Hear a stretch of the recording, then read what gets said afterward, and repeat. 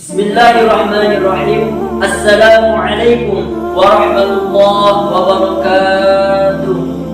Hamdan wa syukranillah, salatan wa salaman ala rasulillah, amma ba'd. Selamat milad Pondok Pesantren Riyadul Ulum ke-48. Mudah-mudahan sukses dan jaya selalu. Kiai Haji Muhammad Syamsuddin, ighfir dzunubahu ya Allah, tempatkanlah beliau di surga indah. Dewan juri yang saya hormati, yang arif dan bijaksana,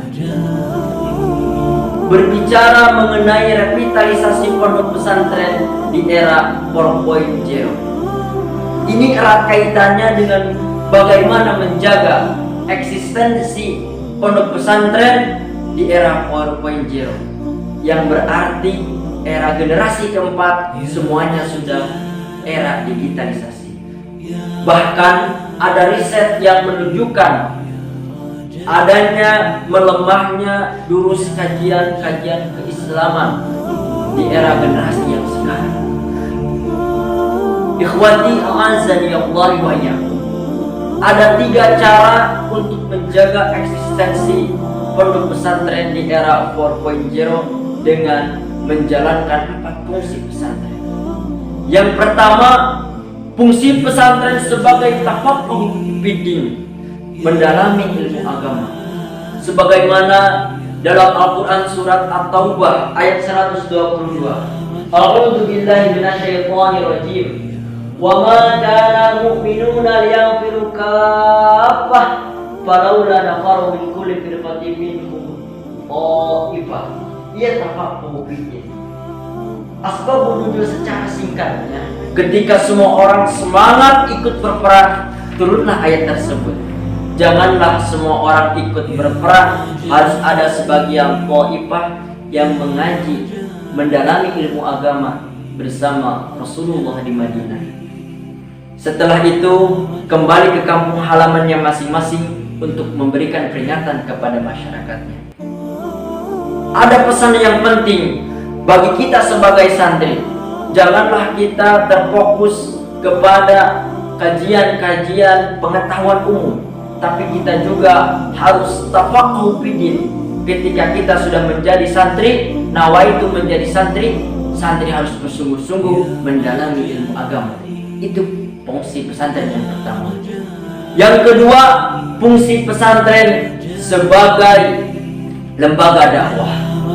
Ini menjadi tantangan bagi kita semua. Bagaimana di era zaman sekarang medsos sangat begitu cepat menyampaikan pesan-pesan.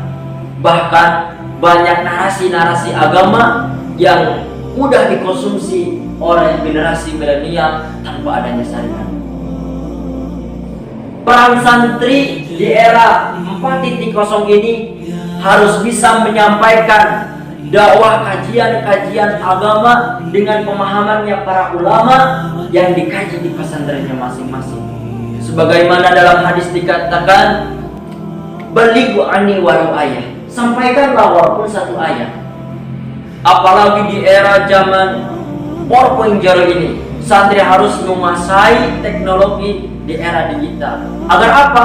Agar nilai-nilai kajian keislaman tetap berada di rating nomor pertama, sehingga nilai-nilai agama tetap eksis dan memberikan kajian-kajian kepada umat yang mudah-mudahan menjadi narasi-narasi yang rahmatan lil alamin.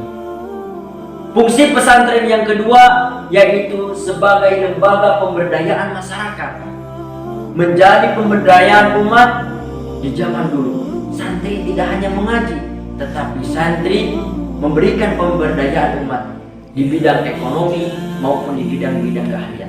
Sebagaimana dalam pesantren al-muhafadzatu ala qadimis shalih wal akhdhu bil jadidil aslah. Ini sangat penting, mempertahankan nilai-nilai lama yang masih layak dan mengambil nilai-nilai baru yang lebih maslahat. Intinya, santri tidak hanya mengkaji kitab-kitab kuning, tapi santri juga harus bisa memiliki talenta di bidang teknologi terbaru. Itulah tiga fungsi pesantren yang mana kalau kita jalankan insya Allah bisa menjadi revitalisasi pondok pesantren di era 4.0 dan santri bisa mampu bersaing di era generasi 4.0 atau 4.0. Itulah yang dapat saya sampaikan. Mohon maaf bila ada kekeliruan atau keapaan. Walafu minkum. Assalamualaikum warahmatullahi wabarakatuh.